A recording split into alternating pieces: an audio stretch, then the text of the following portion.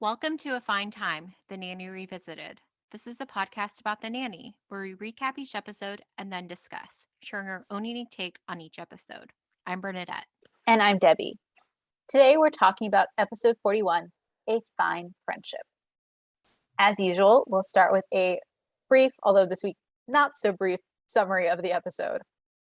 Gracie's friend Willie comes over for a play date bringing his nanny Kurt, who Fran concludes is gay in part because she's instantly attracted to him. Fran and Kurt build a fine friendship based on their shared interest in soap operas and the strategic use of turkey to get the kids to sleep late so they miss The Lion King.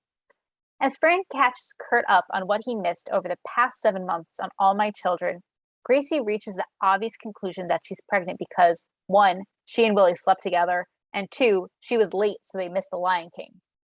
Willie, from this, concludes he has to get a job to support their growing family. As Gracie and Willie play house, Fran and Kurt grow closer, and she comments that if he were straight, she'd bring him home to her mother. Surprise, surprise, Kurt is straight and interested in Fran. And Maxwell walks in on the two of them kissing in her room and jumps to some conclusions. Still in Fran's bedroom, Maxwell tries to help her put a shirt on, resulting in him straddling her on her bed, holding the shirt in his hand, as witnessed by Niles, who doesn't say a word about the incident to Cece and instead writes her a note, ruining Cece's day. Neither Maxwell nor Fran is enthused about her dating Kurt, and Niles tries to get them to see that they're actually pining for each other, unfortunately to no success. Fran reassures Gracie that she's not pregnant and ends things with Kurt. Fran and Maxwell agree that they're each just looking for someone going in the same direction as they are while they walk up the stairs together. Bernadette, do you want to add anything? It was sort of a disjointed summary, I admit that. No, I don't have anything to add. All right, would you like to take us to scene 1 then? Yes, so we are in the kitchen, and Fran and Gracie are there, and Fran's asking Gracie if she's ready for her blind date with Willie. And Gracie is worried, though, that Willie will only like her for her toys. And she's going to need to be guarding her toys. And Fran said, you're going to be needing to guard your toys your entire life. Isn't that sad, but true?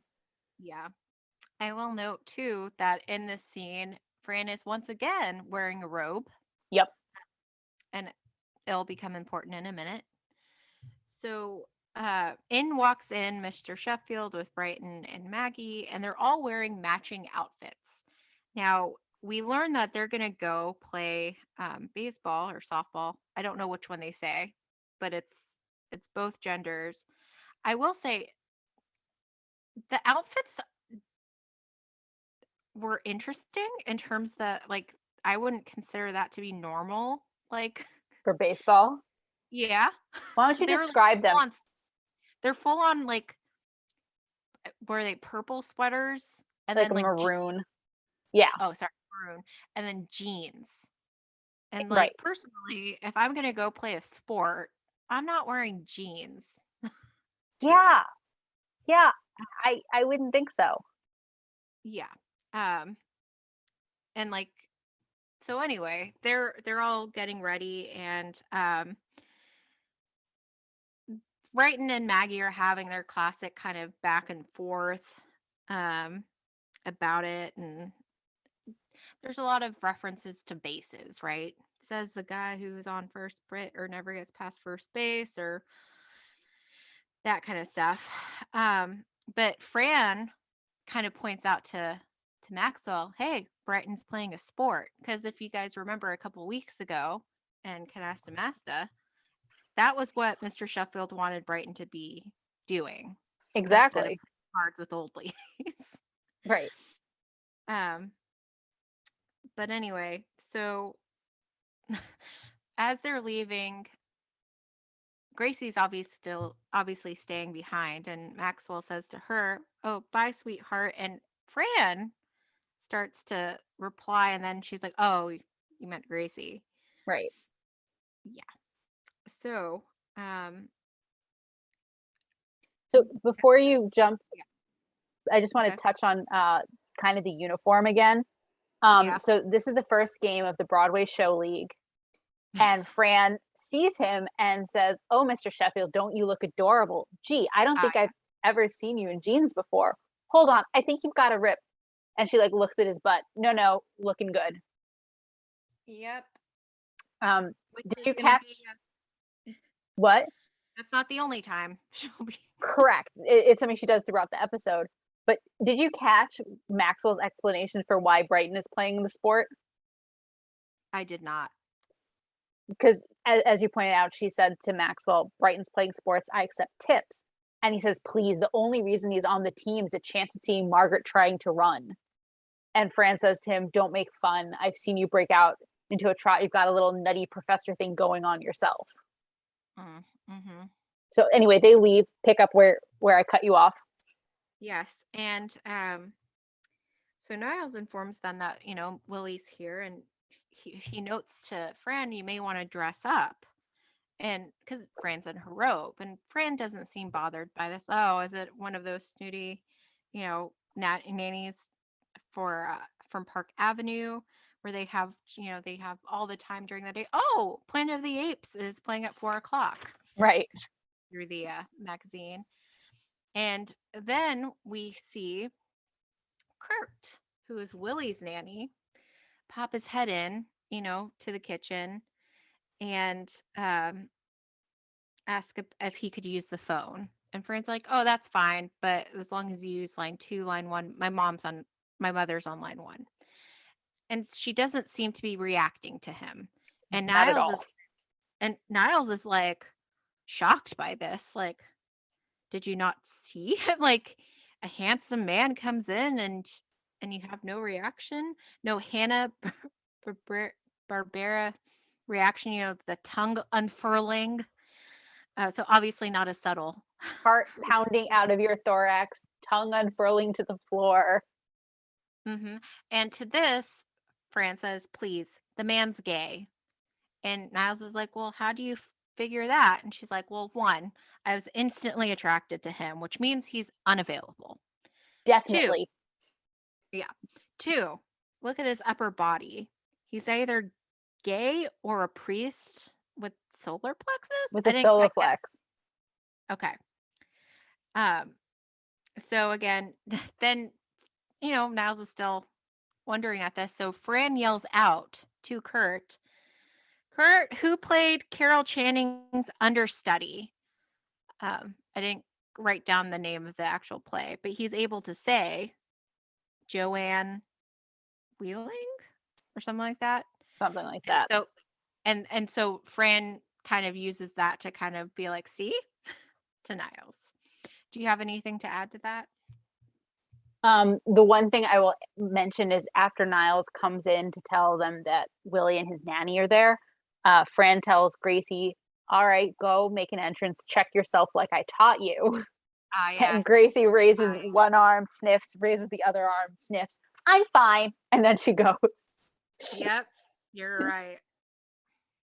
Do you want Um, to take us back to the living room? sure. So Fran and Kurt are walking down the stairs actually, and Kurt's commenting on how impressed he is that because he can never get Willie to take a nap. And Fran's like, "I'm telling you, turkey makes you tired. Why else do you think they serve it at Thanksgiving? How else can you spend 8 hours with your family unless half of them pass out?" And so they like go into the living room and they're talking about a bunch of actors and you know I think this is where they're talking about Jimmy Smith. And anyway, um, so we learned that from this conversation, Fran's like, "Oh, actors," like she's about to say they're crazy. And he's like, "I'm an actor." And she's like, "Ah, smart, very smart." And he's like, "Is it okay if I use the phone again? My agent asked me to call him." And she's like, "Well, maybe you got a job." And he's like, "No, he's just a sadist. And I'm addicted to rejection. So we both get a kick." Mm-hmm. And so as he's going to make the call, in come Maxwell, Cece, Brighton, and Maggie. And we learn that the game went pretty well for the other team. Yeah. Um, Cece apparently didn't understand Maxwell's hand signals, and Max was like, "What else could this mean? Run!" Shouting, "Run!" Moving his hands like in a like Forward motion, like forward motion. Thank you, over his head. like very large gesture, like clearly like there's nothing else it could mean. But Niles chimes in, says, next time try yelling last call. And so Mhm. this, I think, is what we talked about a couple weeks ago, um, where Cece makes the comment, Niles, dear sweet, I manage your pension plan, Niles. Like, Mm. basically, like, watch it, buddy. Yep. Um, and so Fran again does that thing where she wants to look at Maxwell's butt, and she says that she thinks he has some grass stains, and then so she looks, no, looking good. And so they go into the living room and they talk to Kurt, and Kurt reminds them that he played the understudy in Maxwell's production of Equus, and Maxwell, of course, is like, "Oh, I didn't recognize you without the giant horse head." Um, and so Cece comes over and she asks Kurt, "Do you remember me?" And he basically doesn't. She's like, "I'm the producer who hired you," and he's like, "Oh yeah, you changed your hair, looks great." And she's like, "Knock it off, Kurt. Are you working?" And he's like, "Oh, I am. I'm a nanny." And she's like, "Oh, how awful for you." And then she like walks out, and Fran's like, "I almost took that the wrong way. Wait a minute." And so Maxwell's like, "Oh, our children are our greatest resource," and he's cut off by Maggie shouting, "Daddy!" from another room, and he's like, "Not now, Margaret. I'm talking to our guests." And then he resignedly is like, "Well, nice talking to you," and he leaves. And so, you know, um, they're going to watch All My Children, which Fran has taped. And she comments on how I hope it was okay that I taped it on this VHS. Brighton learns to walk. It's funny. I never heard the name Brighton before I started working here. And at that moment, it dawns on her that it was the home recording of Brighton Sheffield learning to walk. So she pulls off the label and eats it. Yep. Um, I wonder how toxic that was, but Mhm. anyway. Um, so it's basically at this point that Gracie and Willie come down and they want to go see The Lion King again, which is apparently still in theaters. And Fran says, "Oh, I'm sorry, sweetie. You're a little late. You guys slept through the last show." And Kurt snarkily says, "Besides, I've got hakunas coming out of my matatas." Um, and Gracie's like, "It's only playing in one theater?" And Fran's like, "Yes." All the parents got together and insisted. And so the kids are disappointed and a little dejected, and they start to walk away. And Fred's like, "No, hey, we're going to watch All My Children. Come watch with us." And so Kurt says, "Hey, I haven't seen this soap in 7 months. Catch me up." And so Fran's like, "Well, we're still at Erica's party.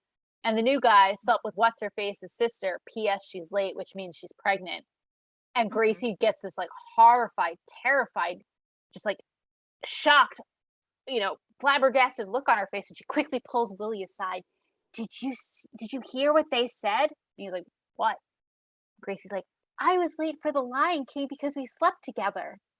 "So?" says Willie. "So? P.S. I'm pregnant."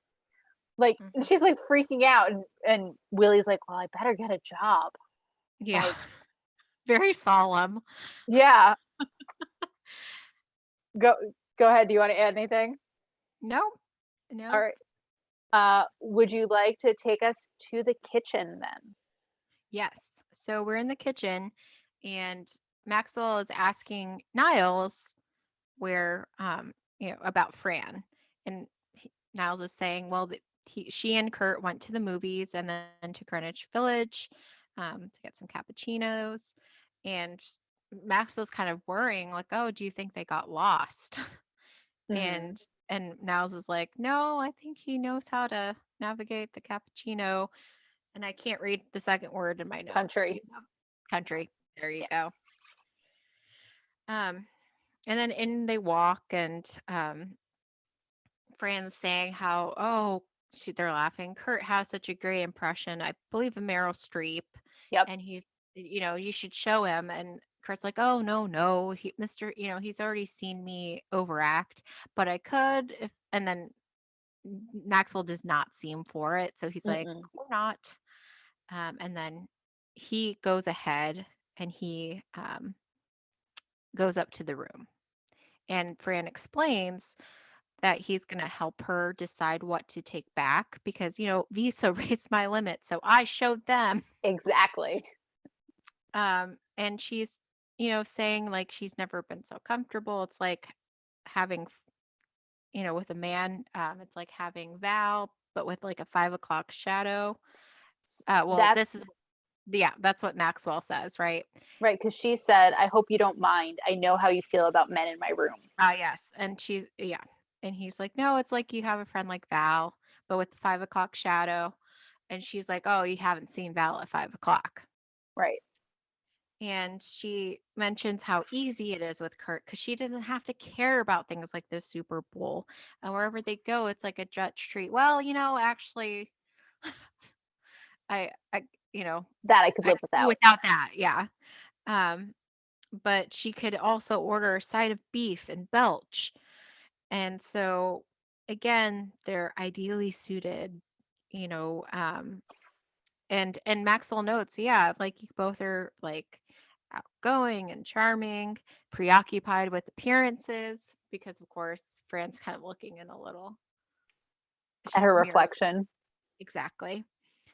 Um, And it's and not a mirror, it's like the tray she's about to bring up to her room. yeah, yeah. So her reflection, and she's like, yeah, we have so many things in common except one. Actually, we both want that too, that thing too. So again, it seems like they are getting along swimmingly. Mm-hmm. And again, Maxwell's okay with him being up in the room because they believe he's gay. Correct. Anything you want to add to that scene? Two things. One, Fran says that this is the scene where she says, if he were straight, I'd bring him home to my mother. And Max was Mm-hmm. like, that's something I'm sure he could be grateful for. Mm-hmm. And then Fran says, it's just the story of my life. I mean, we could have such a beautiful future together. We both want the same things except for one. Actually, we both want that thing too. That's what you were just referencing. Yep. So then we go to Fran's room, and Mm-hmm. Fran's in her closet, and she comes out and she's like, she's planning to return a silver sequin, either very long shirt or very short dress, probably a dress. And he's like, didn't you wear that yesterday? And she's like, yeah, but I didn't break a sweat.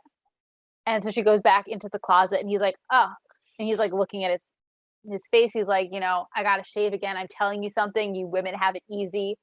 And she's like, talk to me when you've got a tongue depressor with hot beeswax coming at your bikini line. Um, Actually, at one point she asked, is his mother also a natural blonde?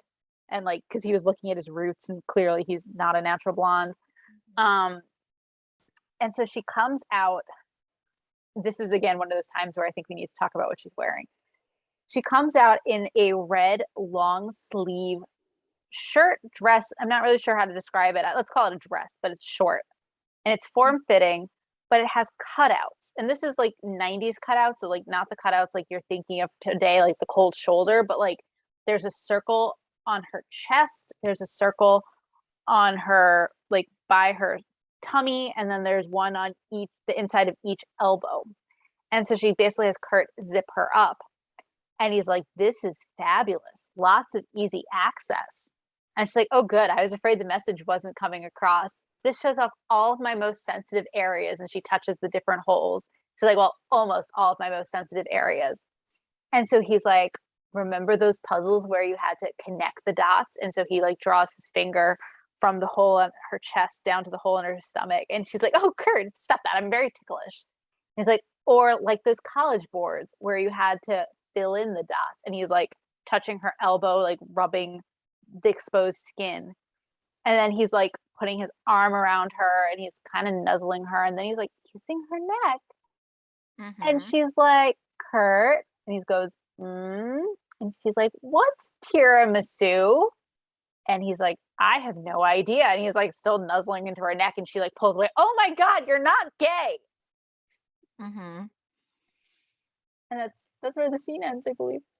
Yeah, I mean, it looks like there was a commercial break Yes. because we immediately pick up back in that scenario. Mm-hmm. And of course, Fran's like Lena looking at the dress, like, oh, it's too slutty. She runs into her closet. She's like yelling, when did you find out you were straight? Does your mother know? And she comes out because again, she's like very, fired up, and she's just in her bra. Oh, and this is after he yells to her, Fran, come out of the closet. Right. Uh, and she comes out in her bra and she's like, I talked to you about my yeast, what I use for my yeast infection. Um, and you saw, me in, I can't quite tell my notes. Like, I mean, she like changed and stuff in front of him, right? Right. But she's And again, now she's in standing her there in bra. her bra. Yes. Yes. And, but he starts kissing her, right? At this Well, point? before that, doesn't he say, if you liked me when you thought I was gay, you're going to love me now? Come on, Yeah. Fran. Don't you feel the same way I do? Yeah. Yeah. And so they start kissing, and Maxwell walks by, does a double take, comes in, Miss Fine. And she's like, oh, it's not what you think. But he immediately is like, leave this poor man alone, Right. thinking that it was like Fran Fran coming on was to like, him. yes. And he's like trying to wipe Kurt's face, like, you have lipstick all over you. And Fran says to Kurt, oh, you may want to leave with, he might, Mr. Sheffield might hurt himself from jumping to conclusions. Right. Actually, before that, um, Uh, so two things. One, well, three things. Maxwell says to Kurt, you must feel terrible. Like she's gotten lipstick all over you. You must feel terrible. And then he says to Fran, he might have a significant other. Do you ah, ever stop to think of that? And yeah. then Fran tells Kurt to go because Maxwell's going to hurt himself jumping to conclusions. Yes. Continue. Sorry. This is just such a great scene. Continue. I'll be Um, quiet. no. You're going to need to come in because there's so many great lines that I could not get down. But anyway, I believe Kurt leaves at this point, and then What does he she do? What does he do before he kisses, leaves? he kisses her. Exactly.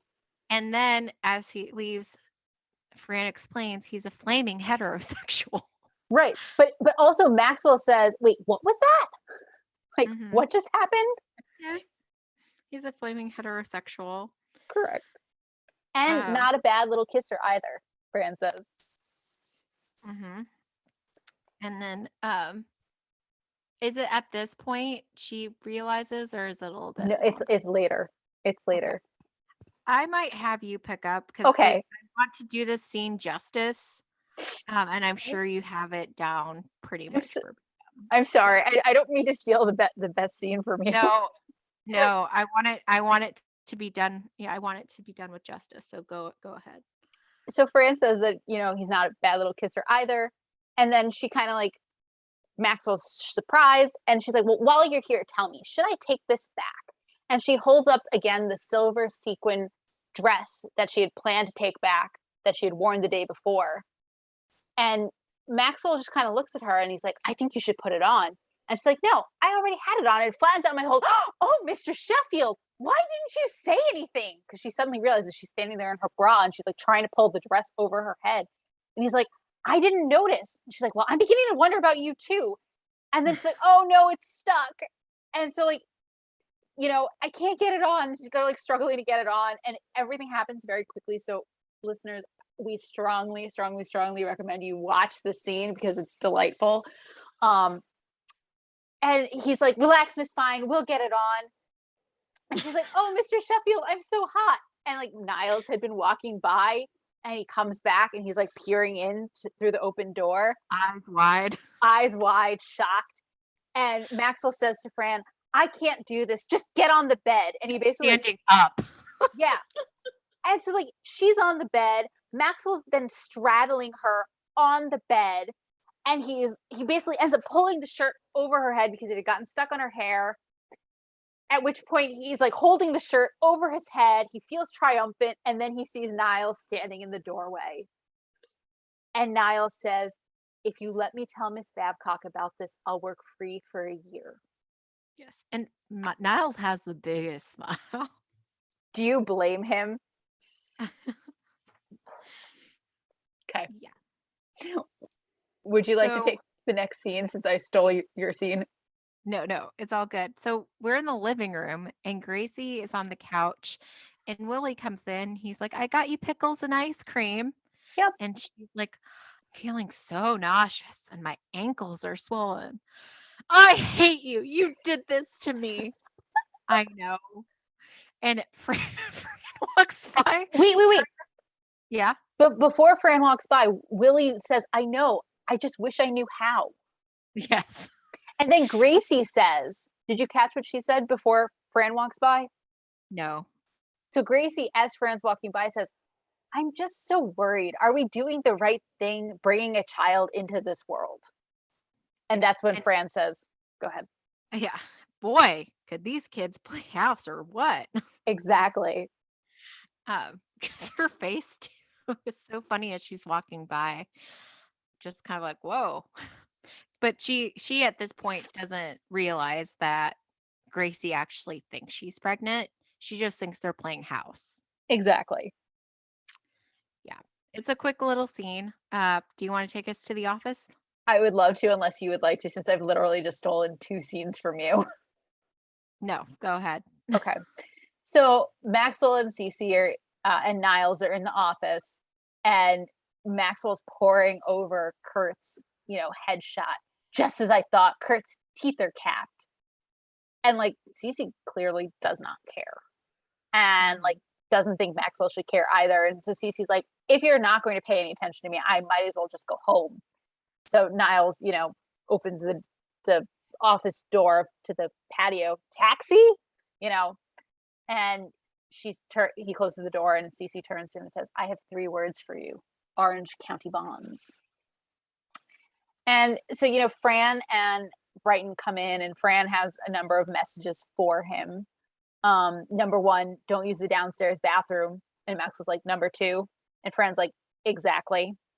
And so she notices that Maxwell tells her that he's looking at Kurt's resume. And she's like, oh, are you thinking of giving him a job? And he's like, well, let's see what he's suited for. Man in crowd, man at stadium, man in parade. And Fran's like, oh, he was also in Forrest Gump. Oh, what was it? Man at rally? That was him? Anyway, so Brighton's there because he wants to, as Fran points out, your son wants to talk to you. And Brighton's like, Dad, I know you want to get me into sports, but like, why do you always do shows with old ladies? And Maxwell's like, well, most people would be honored to be on a team with Katharine Hepburn. And Brighton's like, well, yeah, but did you have to make her catcher? Put her there, put her there. And he's like moving his hands from like one side to the other. Like, how do you pitch to that? And then, he walks off dejected. And so I think Fran makes the comment that she has to get ready for her date with Kurt that night. And Cece's like, Nanny, fine. Trying to pass Kurt off as a date. How pathetic. And Niles says to Fran, this from a woman who went to Cancun with a crash dummy. And Maxwell interjects, haven't you heard? It appears our Kurt is straight. Oh, that's impossible, says Cece. We worked together for several months and there was absolutely no sexual tension. And Niles is like, well, duh. Yeah. Those are the notes I had. Like, well, duh. Exactly. Like, there, of course, would not be any sexual tension between you and a man. So we go to the kitchen, and Niles is writing something, and Cece comes in, and this is great. Yeah. So, like, what are you doing? Doesn't she inquire what he's doing? So, like, how does it get into okay, like so Cece walks in and she says, well, I couldn't be happier that Nanny Fine finally found a man. And what are you looking so smug about? And then he's like, isn't he like, oh, I couldn't possibly tell you about the incident? No. So before that, he says, oh, just an incident in Miss Fine's room last night. Yeah, that's what it, yeah. And Cece's eyes like brighten. Oh, like, with her and Kurt? No, another man. And she's like, oh, tell me. Oh, I couldn't possibly say a word. Read this. And he hands over the note. And it's obvious that he has written out what he saw between Maxwell. And we have another very dramatic moment from Cece where she's just like wailing, why? And like slams her head, like not slams, but puts her head down on the counter. And she's like, I want to die. And oh, and like Niles is like fake comforting her, but in the meantime, he puts a cleaver A in, big, big knife. yes, in her purse. And like she actually like picks it up, like her purse up with the handle sticking out, doesn't notice it. Mm-hmm. And she goes to leave the kitchen as Maxwell's coming in, and she just goes, "You animal," and leaves. Uh-huh. Uh, and of course, immediately Max was like, "Did you tell her, sir?" "No, you told me not to." Like, or I guess he must have said, "Did you say anything to her?" "No, sir." No, you told me not to. Right. Exactly. And he has this look on his face, like fake Yeah. innocence. Yes. Like, oh, yeah. So then Maxwell starts to muse, "Have I been too rough on Miss Fine?" And Niles, of course, says, "Seemed she enjoyed it, or she Mm-hmm. enjoyed it." And Maxwell still goes on, like, "Why is this gnawing at him? They're perfectly suited." And at that time, he like picks up an apple and bites into it. And Niles immediately is like, "Oh dear, that was the last apple." Um, and of course, Maxwell's like, "Oh, were you wanting this?" And he's like, and oh, and Well, yes, essentially what Niles is saying is like, "I didn't know until someone took it and bit he says, into it. well, Too late." yes, sir, but I didn't realize I wanted it until someone else had sunk his teeth into it, and now it's too late. It was right there in front of me. If only I'd snatched it up when I had the chance, then I wouldn't have this aching hunger. And then Maxwell's just like, "You have a bloody pair," Right. and like leaves, I believe, at this point. Correct. And then Fran comes in, and she's kind of also down about everything, which seems odd because, again, she's perfectly suited to Kurt. Mm-hmm. Um, and basically, there's no mystery. It's like watching Columbo. You figure it out in like the first, I don't know if she said like 10 minutes or so, and Yeah. then the rest of the hour you're trying to figure out which one's the glass eye.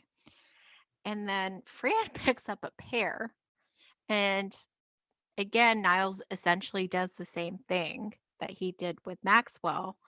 But then Fran's response to it is, "You snooze, you lose." Right. And Niles uses the same phraseology where he says, well, yes, but I didn't realize I wanted it until someone else had sunk his teeth into it. And Fran, Hmm. as you said, well, you snooze, you lose, and she walks away. Yep. So this is another instance of Niles like trying to point stuff out to them, and they're just Mm-hmm. not getting it. They're oblivious. Mm-hmm. Totally. Completely. Yeah. Like they have no idea what he's saying. Yeah. Um, so in the next scene, we're in the living room, and Fran comes home, and Niles is sleeping on the chair, and Gracie and Willie are there, and she's like, "What are you guys doing up? Niles was supposed to put you to bed an hour ago." And she wakes Niles, and he's like, "This is not my fault. They gave me turkey," and he walks off. And so Willie says to Gracie, "9 minus 7, 2," says Gracie. "What are you doing?" is the question. And Willie's like, "I'm timing her subtractions. 3 seconds."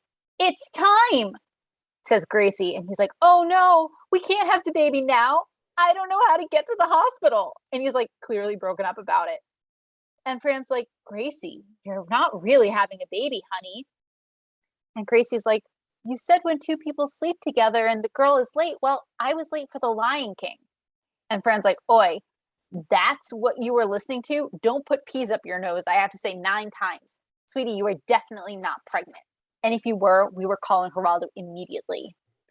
And Gracie, after for a little bit more reassurance, is like, "Thank God. I'd like to get a figure before I lose it." And so Fran sends the kids up to bed and tells them to have sweet dreams with the caveat, "Willie, you go sleep in Brighton's room."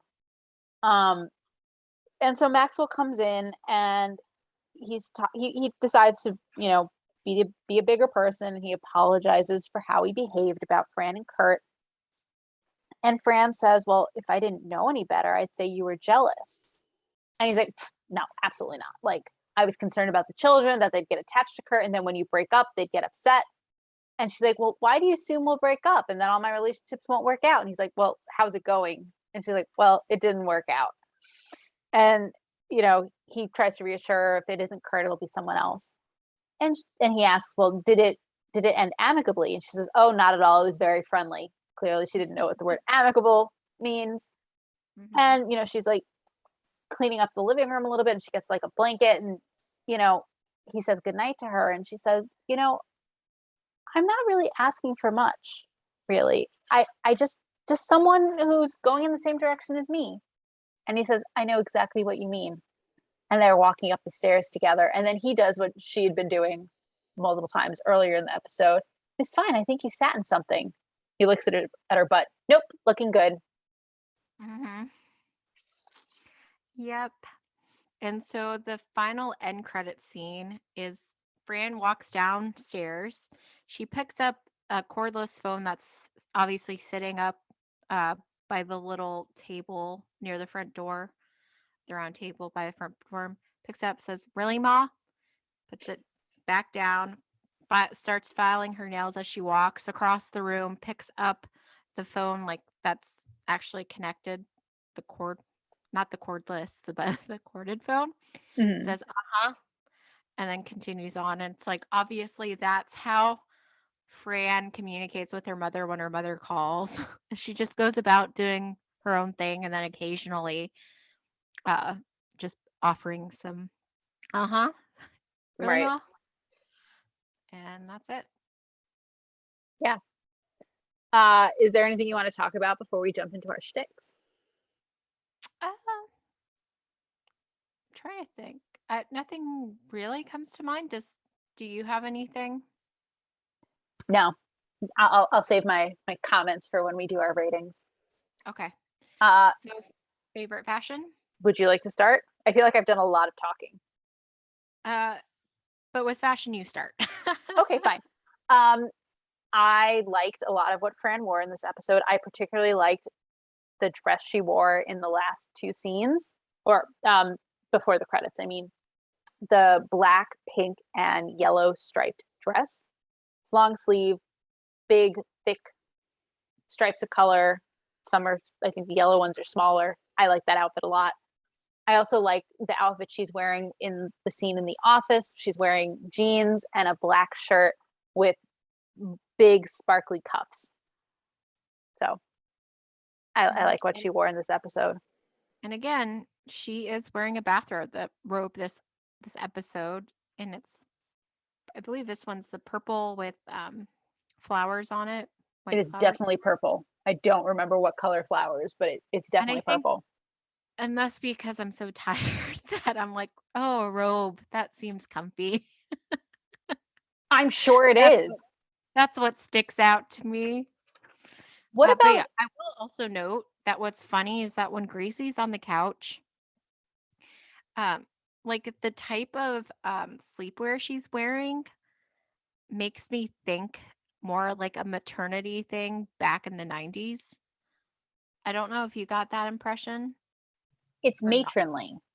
So Yes. what she's wearing? It, She's it looks wearing somewhat similar to what my mom wore when she was pregnant with me and my siblings. well. There you go. That's why you have such a tie to it. Um, for those who haven't seen the episode recently, Gracie's wearing a long sleeve, basically ankle slash floor length nightgown, right? Mhm. Yeah, but it's like thicker, I Yeah, think. it's like a winter. It's like for Mhm. winter, I think. Um, Yeah. and I think it has a ruffle on the top. She has her hair tied back, and yeah, I think in the scenes after Gracie assumes she's pregnant, she does sort of have a more like maternity type vibe to her outfits. Yeah. Mhm. So, what I did you agree. think of the outfits that Fran was contemplating returning? So they were both, I believe, both very short, right? Yes, There was the sparkly one and then the Cole cutout. And again, you're right. It's like I think they are dresses, even though they are so short. right. I mean, I think they are as well, but to me, they're very short. So I wasn't a huge fan of the one with the holes cut out. Mm-mm, me 'Cause neither. some of those hole like the placements were a bit awkward. Um, I personally don't like clothes with cutouts because like it just seems like a great way to let cold in. And like we're getting dressed to protect ourselves from the cold. So why would I want things that are holy? Like I don't understand fashion. mhm. And then what about the Um, sparkly one? I mean, it was fine. Like we didn't see her properly wear it. I don't think, did we? Correct. Correct. Because it's only when she held it up or when she's struggling to get it on. Exactly. Um, yeah. Any other fashion you want to talk about? No, Notable you New Yorkers. sure. Um, so I don't know in this first scene if there was whenever they're talking about who might be on the team or warm up or whatever, was there a Nell Carter? Yep, she was an American actress and singer who started her career in the 1970s singing before she crossed over to television. She's I believe best known for her role as Nell Harper on Give Me a Break. It's according to our friends at Wikipedia. Because then Brighton, I believe, also mentions Children of the Lesser God. Correct. That's a 1986 romantic drama which follows the story of employees at a school for the deaf who have conflicting ideologies regarding deafness and speech. Also from Mhm. our friends at Wikipedia. The Nutty Professor. That one I didn't catch, but I believe that's a movie. Yeah. And I don't know if it's a remake because I definitely know, like, um, yeah, I mean, I, d- I know for sure Eddie Murphy was in the one in the 90s, but that came out after. It did come up. So it might be So a according remake. to IMDb, there's a 1963 film called The Nutty Professor, which is about and I quote, a timid, nearsighted chemistry teacher who discovers a magical potion that can transform him into a suave and handsome Romeo. It's like Jekyll and Hyde. Yeah. And this is another instance where, of course, the reference I think of, which is the Eddie Murphy version, came out after. That is But the problem with doing this, decades after the show aired. Mhm. It's like trying to figure out which one. Where does everything fit chronologically? Exactly. Planet of the Apes. So I believe she was referencing the 1968 sci-fi film, which was loosely based on La Planète des Singes, a 1963 French novel by Pierre Boulez. And lovely listeners, please write in if I totally murdered either names, because I probably did. Um, there's also a 1974 television series based on that film. Mm-hmm. Hanna-Barbera. American Animation Studio, which was founded in 1957 by the creators of Tom and Jerry. That's from our friends at Wikipedia. I also think we've talked about Hanna-Barbera previously in the wine cellar episode, but I could be mistaken. Probably. Yeah. Carol Channing, I feel like we've talked about before, maybe. We did. We did. We saw her in the episode Smoke Gets in Your Lies. Oh, yes. Way back, episode 2. Correct. Episode 2. Joanne Whirling? I didn't quite catch the That one last I name. didn't get. Um, Okay. Lovely listeners, write in and let us know who we missed. Yes. Because then they talk about different, like, Jimmy Smith. An American jazz musician, Um, Dennis Franz. yes, I got the the DEN and not further than that. Yeah, so Dennis Franz was an American actor who was known for his role of Andy Sipowicz on NYPD Blue. That's according to our David friends at Wikipedia. Caruso. Hmm. David Caruso, also an retired American actor who also was on NYPD Blue. He played Detective John Kelly from our friends at Hmm. Wikipedia. Yep. And I will note at this point, so I don't forget, the actor who plays Kurt. Mm, I have him on my I list. You do or you don't? I do. I do. Okay. But go ahead. No, I mean, because I immediately recognized him as Reba's ex-husband in Reba. That's where I know him best from too. Yeah. Because I was like, oh, it's Reba's ex-husband on Reba. Yeah, his name is Christopher Rich. He's an American actor who gained notoriety on the daytime drama Another World during the first half of the 1980s, but he's better known for other roles, including, as I put it, Brock on Reba. Most of that is Mhm. from Wikipedia, and Yeah. obviously our own personal knowledge. Which also obviously came after the nanny. Correct. Correct. But that is what I will always know him as. Like, oh, it's Brock. It's Brock. Yeah, exactly. Equus? Equus is where'd it go? A play about a psychiatrist who treats a man with a, and I quote, pathological religious fascination with horses, end quote. That's from our friends at Wikipedia. I did not pursue what that meant. So, Yeah. Uh, All My Children? an American soap opera that began airing in 1970, set in Pine Valley, Pennsylvania. That's from our friends at Wikipedia. It seems like it was on one network, then it jumped to another network, then it was streaming, and I think now it's over, but I didn't look very closely. Mm-hmm. The Lion King. My favorite movie, Why is Fran so not eager to watch it? because it was so popular. I know. Yeah, but we've actually talked about it because isn't that what what's his name? The actor left Fran at her reunion for to go take his family to see? No, he went to see Beauty and the Beast. Ah, you're right. Another Sorry. Disney. Sorry.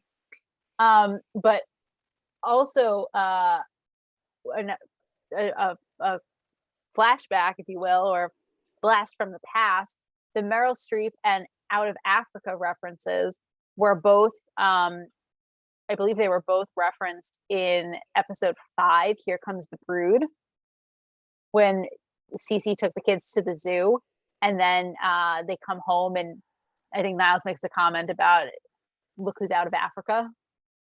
Mm. So, Okay. you want me to Let's jump in? see. Yeah. Buddy and Sally.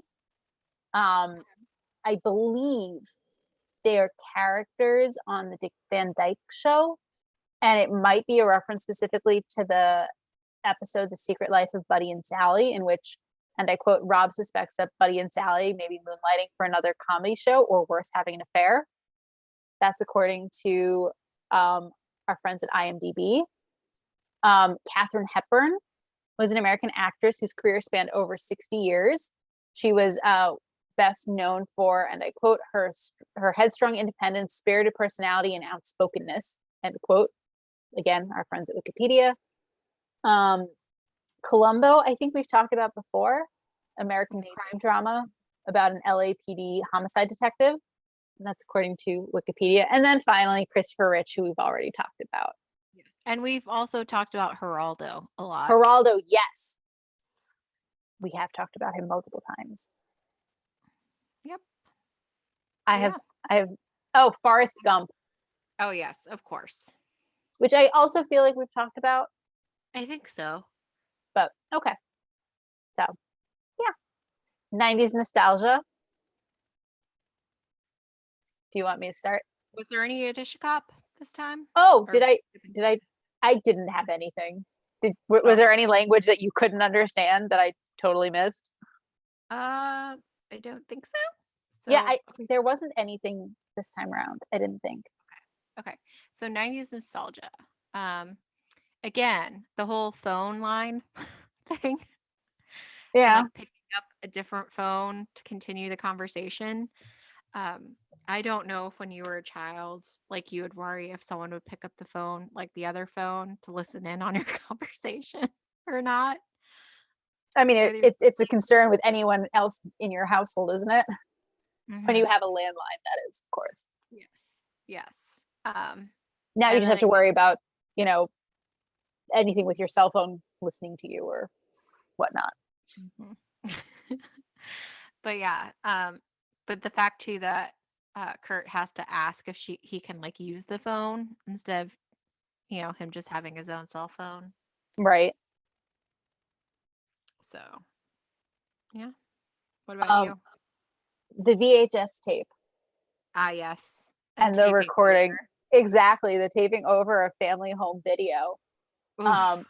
also the label itself, like labeling the VHS. Like now, Yeah. I think people use obviously streaming services and like DVRs or TiVos or things like that.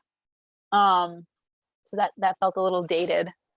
Of course, now people would film their kids' first steps using their cell phones instead of a Hmm. separate camcorder or anything like that. Um, Hmm. Old cars, Yes, of course. obviously, and including an old taxi cab. Hmm. Um, yeah, After, yes. You know what? I did just think of something I wanted to discuss. sure. So, do you think Kurt went in with the intention of making her think that, or he just went along with Fran's assumption? I think he just went with her assumption. I don't think he intended her to think he was gay. What do Hmm. you think?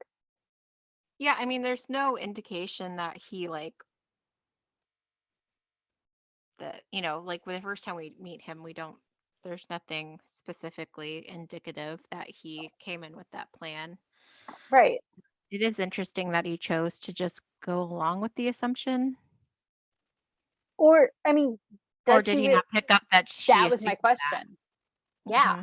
that was my thought that maybe he just didn't know. But query like what woman's gonna start like walking around half naked in front of a guy who like you know what I mean?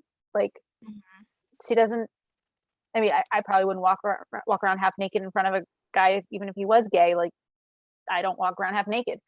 Hmm. Um, but like it seems like very like personal, like very intimate things she's sharing with him, which she probably wouldn't have if she had known. Hmm. Yeah. So, yeah. Did he realize? Was he just going along with it? Yeah. It's not super clear, I don't Mm-mm, think. I agree. I agree. Um, what do you think of the fact that like when she thought he was gay, she was like really excited about like if only he wasn't gay, like I would take him home to my mother, like he'd be perfect. Hmm. And then the total 180 when she finds out he wasn't gay and he was interested in her, that she was just like totally not interested. Because I think it was the idea of him that she liked ultimately, Not him himself. because he was unattainable when she thought he was gay. Hmm. So she could romanticize it, maybe. I don't know. I guess my thought is that's just like human nature, right? Like we think we know what we want until we have it, and then we realize we don't. We don't want it. We want Hmm. something else. Yeah, when it became an actual option. Exactly. Oh wait, that's Right. not actually what I want. Exactly. Oh wait, this is totally not it. There's Hmm. something missing. Even though like 5 minutes before I thought he was perfect. Yeah. So yeah. Although I also thought it was interesting that her comment was like, he knows everything about me and he's still interested. Hmm. Like, Which is like I would think you'd want a right. significant other who knows, like, who still likes you, loves you with all of your flaws. And quirks and whatnot. Yeah, exactly. But apparently she wasn't thrilled with that. So Hmm. But it really does kind of go back to kind of what Niles was saying in a way, with like until something happens, you don't necessarily know you want something. right. Uh, but in this case, I don't know if you've ever had it where um, someone's like, "Oh, I'm stuck between these two things," and they're going back and forth which one. Hmm. I usually just pick one and I tell them, "Okay, if your gut reaction was like, no, I want the other one, then go with the other one." Like once Right. there's been a decision made, that usually helps you then understand what you were feeling, really, the entire time. That's a good point. So I've like done that before with some of my friends where they're like, "Oh, I'm stuck between these two," and then I'll be like, "Okay, go with this one." Did that make you hesitate and want to go to the other one? Just so that they can feel that reaction. If not, if they were happy, relieved that I picked the one that they liked, then obviously there's your answer as well. Right. No, that's actually a very good trick, if you will, to help people figure out what they're feeling. Although Yeah. Maxwell and Fran are just totally oblivious to what Yeah. Niles is saying. And they obviously think Niles just really pines after fruit. Right. Like they have just no conception of what he was actually saying to them. Yeah. Yep. Poor Niles. Hmm. So, do you have any future fun for us? I do. So actually that's a great transition. Maxwell is going to continue his pattern of being jealous when Fran's seeing someone and it seems rather serious. Niles will continue in his attempts to hint to both Maxwell and Fran that what they're looking for is directly in front of their faces, and they continue to be oblivious. At one point, in the episode, actually, I wonder. I think that's yeah, it's in the third season. I wanted to make sure it wasn't coming up too close. Actually, no, I take it back. It is. In a few weeks, we're going to do the episode Strange Bedfellows, where Fran is really worried about her future. Like, what happens when the kids are all grown up and, like, the Sheffield family doesn't need her anymore. And so, Niles tells Maxwell, like, Miss Fine is concerned about the future. And there are multiple things that Maxwell doesn't understand. But then finally, Maxwell does understand that Fran's concerned, like, what happens when her services are no longer needed here? And so Maxwell resolves to do something about it. And so Niles tries to, like, lower the lights and, try to help set things up. And instead, Maxwell buys her a condo. And the camera turns to Niles, and he's just like, "Oi, this is going to take forever." Yeah. It's like, it's going to take forever. So that's, I guess, the biggest future fun, and I kind of went more in depth than I meant to there. So don't worry, guys, you'll forget about it in the next couple weeks before we get there. Um, so just two other minor ones on the note about how Fran was on the phone with her mother. There's another episode where Gracie's friends with is friends with this little boy, and he comes over and they practice their instruments together. And Fran makes her phone date with her mom for the next time the little kid comes over because she doesn't want to listen to what her mother's saying. Mhm.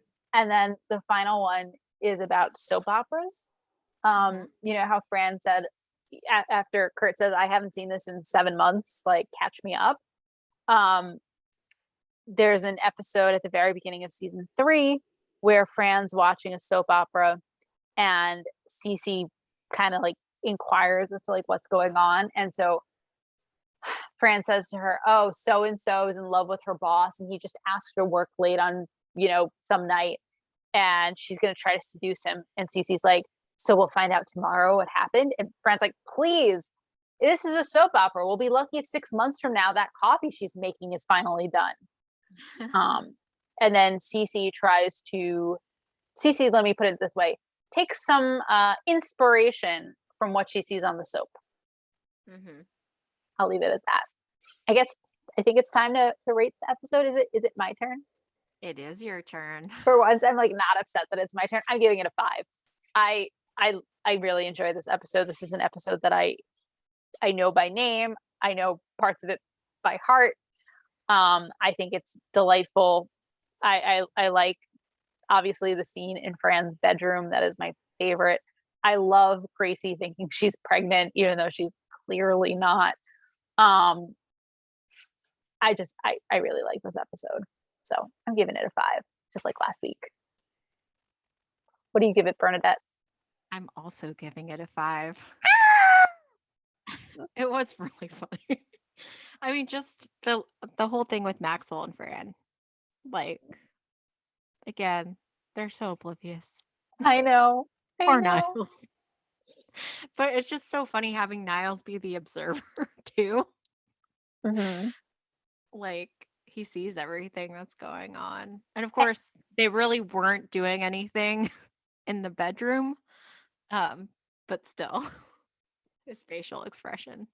I mean, if you walked in and saw what he saw, wouldn't you also jump to the immediate conclusion that something else Mhm. was going on? Mhm.